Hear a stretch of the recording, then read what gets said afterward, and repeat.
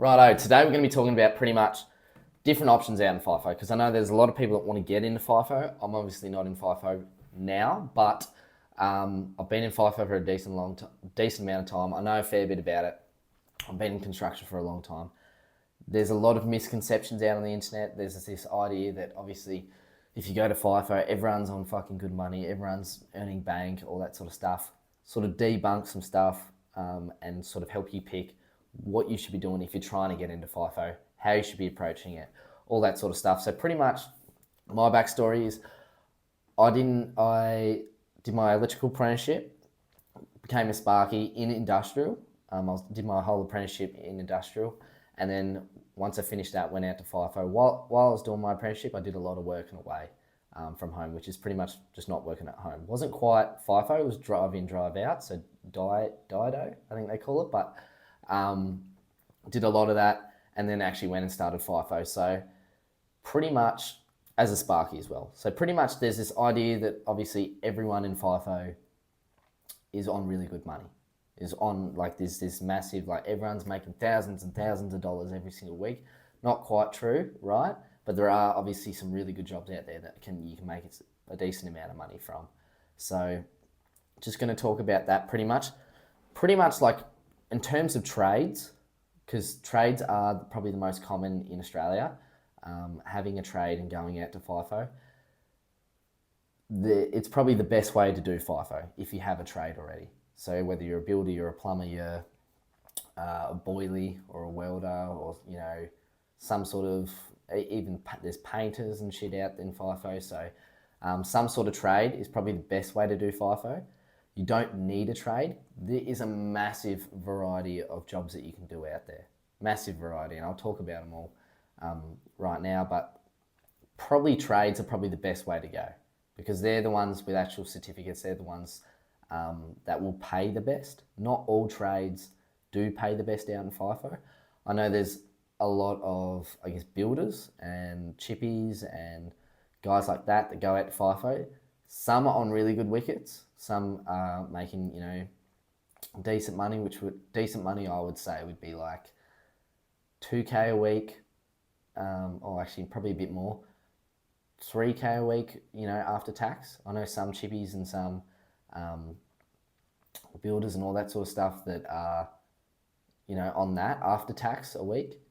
But then I also know a lot of people that are on 1,900, just, $2,000 a week, which sounds like a lot to most people, but you have to take into account, obviously, your swing off. So, and also what roster you're on. So if you're on a week on, week off roster, it's even roster split like that. If you're earning 2K a week, and then you take a week off, you're not getting paid for that week. Really, you're only earning $1,000 a week, right? Obviously, you're not working on that week off, but yeah, it's not a massive annual income. You obviously get the week off, but it's not as good as, like, you're not going to be having money pour into the bank and see that that bank account stack up. Really, there's a fly in here. I'm sorry about that, but that's sort of like some poor money, like some chippies.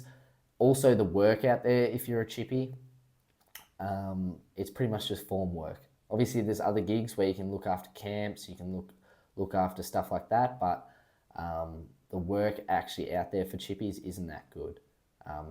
Same with like just being a chippy in industrial. It's not awesome. Most chippies I talk to prefer domestic because they actually get to build houses, they actually get to do cool stuff like that. But yeah, pretty much that's sort of like the setup with chippies. But like most of the other trades, pretty decent pay. I was a sparky and I was a casual. So a lot of people seem to go out there and get a full-time role, and then you're on less money. So it all depends on what your plan is out in FIFO. So my plan, and I think it should be most people's plan, because I don't think FIFO is something you should do long-term, is to like go out there for a short period of time, earn as much money as you can, work as hard as you can, save it all, and then get the fuck out. Never go back to FIFO ever again, right? Because obviously there's a lot of reasons why FIFO shit for the family, shit for the girlfriend, the people at home. You don't really have much of a life while you're out there. You're fairly isolated. It can take a pretty big toll on you physically and mentally. So I think the best way to do FIFO is to get in and then get the fuck out. So lots of people go out there, seem to get like a full-time role, and they get like a, they're on less pay because obviously they've changed it for full-time. I did pretty much just casual work, but still, and then projects as well. So that's a lot better because obviously your pay is a lot higher. Obviously you don't have annual leave and sick days and stuff like that. But I'm not going out to FIFO to take a day off. I'm going out to FIFO to work. So that's how I sort of view it. Like I went out, I did projects. So projects are really good because they're normally a bigger swing. So I was doing 3-in-1s, so that's a 3 weeks on, 1 week off. Obviously you're getting a lot more money the longer you're out there. Shitter roster because obviously you're away from everything and all you're doing is working. But the only reason I'm going out there is to earn money and then get the fuck out. So my suggestion to pretty much everyone, if you've got a trade and your plan is to just get in there, get out, get a casual job on projects. It's going to suck. Doesn't matter what you do, FIFO is going to suck. Casual job, big swing, earn as much as you can, save everything, and then get the fuck out. Simple, right? For people that don't have trades, there's a massive variety of obviously jobs that you can do out there that are going to pay a lot better than in town. There's like pretty much everything you think like a job could be, like or human might need, is out there. So there's office workers, there's cooks, there's cleaners, there's people that work at the bar. There's all this, there's even if you don't have a trade but you still want to be on the tools or something like that, they have like trade assistants, labourers, people that work with cranes, people, everything to do with construction, but then also everything that the construction workers need at the camp. So there's a massive range. You do not need a trade to actually go out to FIFO. There's also, truck drivers, water truck drivers, drillers, people that actually go underground and start mining, operators, all that sort of stuff. Massive variety. Obviously, you'll need tickets for all that sort of stuff, and you might need to. It's a lot harder to, I guess, do project work with those types of jobs. That's more of like you're actually signing on with something like Rio Tinto. You're actually signing on with BHB. You're not really contracted. You're actually like committing to the job or the role. So it's not as good as like having a trade, being able to go out there, punch out a bunch of weeks, and then have like a little bit of time off, punch out a bunch of weeks, and really see your bank account stack up. But those other jobs, they're still obviously going to pay you more than in town. Pretty much like the whole time I was out in FIFO, like another good thing about doing the casuals and then doing project to project, obviously downside, we've got to look for a new job at sort of every time the project ends. But if you've got a trade, very easy to find a job. Once you land one, you'll make connections, you'll make friends with people. It will be very easy to get to the next job and then the next job and the next job. You just need to get that first one. That's the only downside. Like every 3 months, you're sort of looking for a new job or you're looking for a new gig. That's probably the only downside. But the upside is like you get to go to a new place every 3 months, or you get to go to a new site or project or something, like work on something different every couple of months. Because one thing I hated was just being in one spot, day in, day out. That really annoyed me. I didn't like that when I was in the trades, but doing projects, you get to go to a new mindset. You get to go to a new project. You get to go work on something different and learn something different, right? So that was pretty good for me. If that's something you want as well, like I would suggest doing that because, yeah, like I don't think I could manage just sitting in one mine site every single swing, for a whole year or a whole 2 years or something like that. I'd probably go insane. So it was really good that. The other downside to that, obviously changing, is I'm sure you've heard there's good camps and bad camps. So like you've probably seen on TikTok and all that stuff, like these really fancy camps with heaps of food. It looks really nice. The rooms are really nice. Not all mine sites are like that at all. So there's some mine sites I've been to, really good camp, really good camp food. Other mine sites, absolute shit. So bad, you know, old as fuck. Food's really bad. Aircon's not working. Shit's breaking in your room all the time. It's a small, shitty room. It smells like 50,000 blokes have been in there and sweated their guts off before you. So, um, you know, that's the sort of downside to moving around with camp. You're going to get bad camps, you're going to get good camps, but we're only out there to make money. We're out there, we're going out there to make money, sleep, make more money, right? So it's like a massive grind. It's, you know, like, you know, just push through because it's only for a little bit of time. So, my suggestion is if you're someone that has a trade, go out there, big swings, just punch it out, just get it over and done with, earn your money, save your money, get it all out of the way.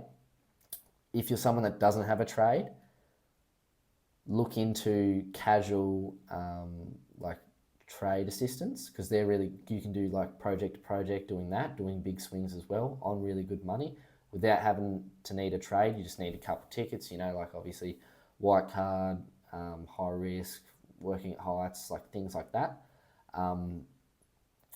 You know, you don't need too many tickets. If you don't want to obviously be on the tools and you're someone that's like a nurse, there's nurses out there.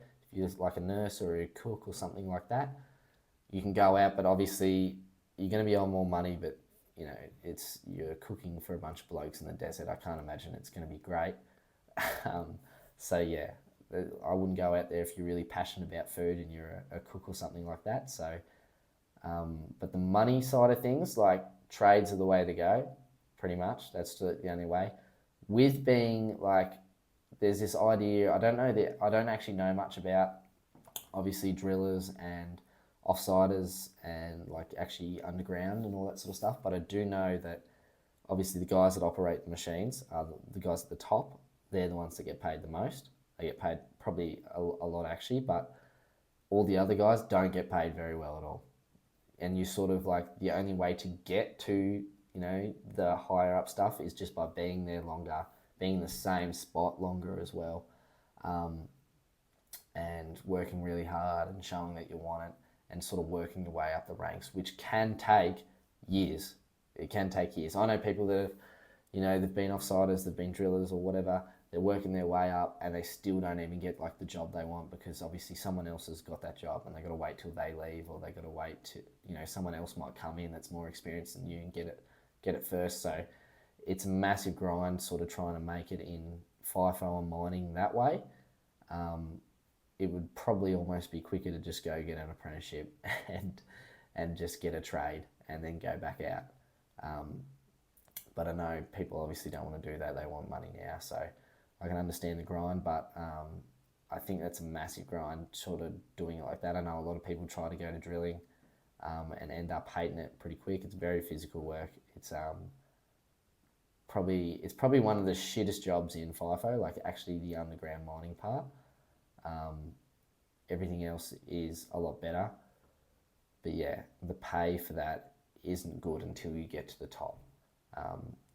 Yeah, but that's my suggestions with FIFO and like what you should do with your swings, what you should be looking for, what you like. There's this idea, obviously, that it doesn't matter what you do out there, you're going to be on good pay. Not true. You really need to think about like the hours you're working, how many days you're having off. Like most people are going out there to save for a house. Think about like obviously the time you spend off. Can you like go just spend that somewhere else?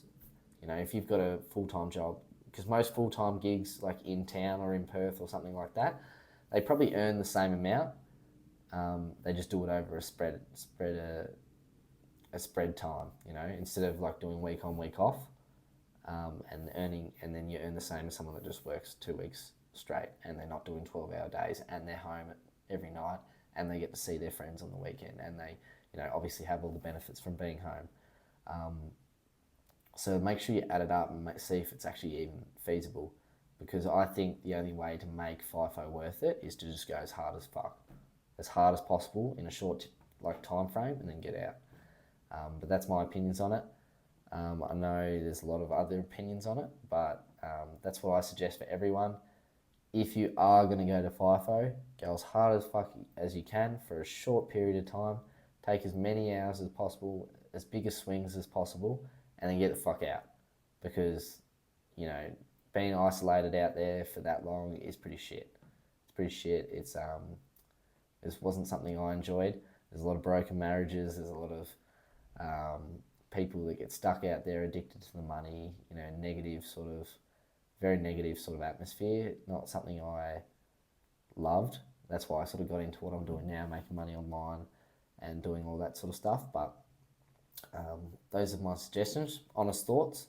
Hopefully this helps you decide, like when you're looking at jobs and rosters and stuff like that, not having this idea that every job's awesome, and how to sort of pick it and how to sort of approach FIFO. So yeah, hopefully you enjoy it. Hopefully this video was some sort of value. But yeah, best of luck out in FIFO, and